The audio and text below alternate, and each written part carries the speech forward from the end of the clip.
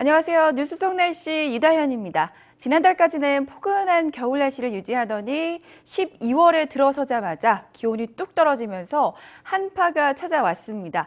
올 겨울은 엘니뇨 영향으로 포근할 것으로 예측했는데요. 갑자기 찾아온 한파, 이유는 무엇이고 또 언제까지 한파가 지속될까요? 자세한 이야기 취재 기자와 함께 알아보겠습니다. YTN 사이언스 양회영 기자 나와 있습니다. 안녕하세요. 네, 안녕하세요. 네, 이제 지난주 내내 매서운 한파가 이어지고 또 서해안에는 폭설이 내리면서 피해도 입혔죠. 네, 그렇습니다. 이 12월 첫날부터 동장군의 기세 아주 대단했죠. 네. 네, 이 서울, 경기 등 수도권은 물론이고 충청과 강원 지역까지 낮 최고 기온이 영하권에 머무는 등 이 한파가 일주일 내내 이어졌습니다. 이 눈구름대도 계속 발달했기 때문에 이 충남과 호남, 제주 지방에는 주말까지 눈 소식도 있었는데요. 이 지난주에는 바람이 굉장히 강하게 불어서 수도권 출근길 체감 온도는 영하 15도까지 떨어질 정도였습니다. 네. 이 지난 주말에는 서해안 지방을 중심으로 10cm 가까이 되는 많은 양의 눈이 내리기도 했었고 또 지역에 따라 한파특보까지 내려졌었는데요. 물론 이번 주 역시 한 차례 눈 소식이 있고 추위도 예상이 되긴 하지만 이 지난주만큼은 또 아니라고 합니다. 하지만 또 유의해야 될 게 예년보다는 여전히 추울 것으로 그러니까 전망이 되니까 네. 마지막까지 체온 관리 또 유의해야겠습니다. 네, 그렇습니다.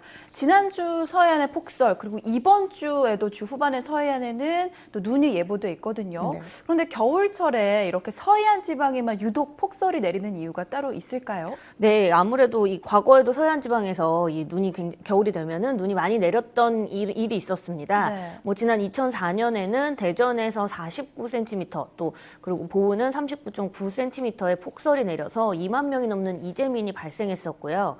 또 그 다음해인 2005년 12월에는 정읍과 부안에 40cm가 넘는 눈이 왔습니다. 이때는 네. 무려 20일가량 눈이 그 호남 지역에 내리기도 해가지고 큰 피해를 입혔었습니다.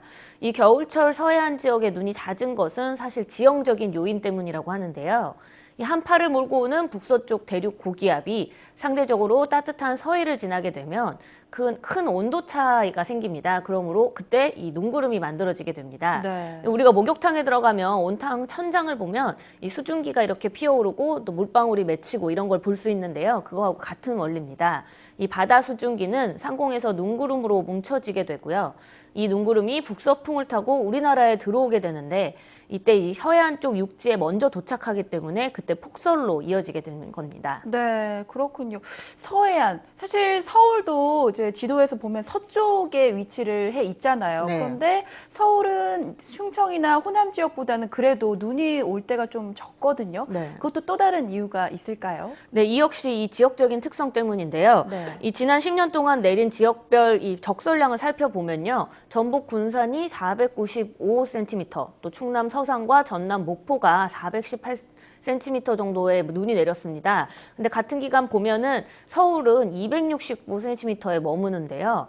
이 서울과 경기 지역이 충청이나 호남 지역보다 좀 더 북쪽에 있고 그리고 또 겨울철 평균 온도도 낮지만 폭설이 적은 걸 이제 볼 수 네. 있잖아요. 근데 이는 이 수도권 폭설을 막아주는 완충지대가 있기 때문입니다. 앞서 설명했듯이 폭설을 품고 있는 겨울 눈구름은 북서풍을 따라서 북쪽에서 이제 네. 우리나라 쪽으로 넘어오는데요.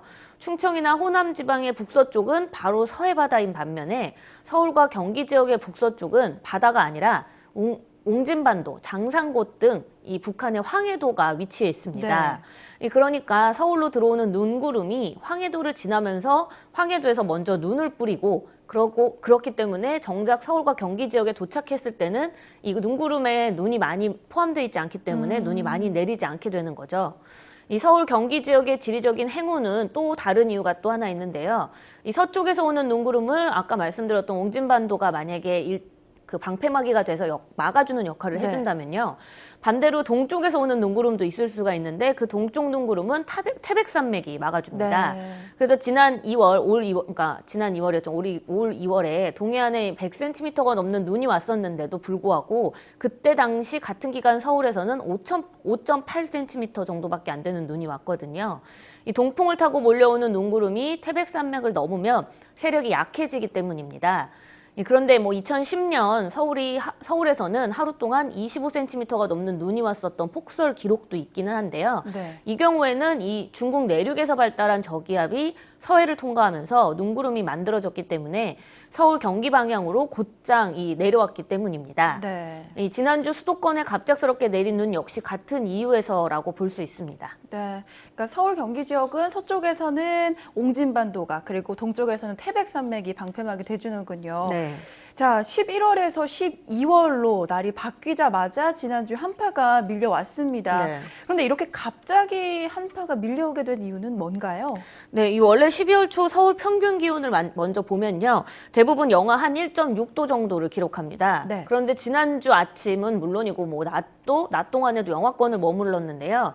12월 초 일주일 넘게 이 강추위가 몰려온 거는 일본 방향에서부터 동쪽으로 아주 먼 이 북태평양에 블로킹 고기압이라는 것이 버티고 있기 때문입니다. 네. 따라서 러시아 연해주 부근에 중심을 둔 저기압이 더 이상 동쪽으로 빠져나가지 못하고 머물게 됐고요. 우리나라 주변의 공기 흐름 역시 특별한 변화 없이 멈추게 된 겁니다.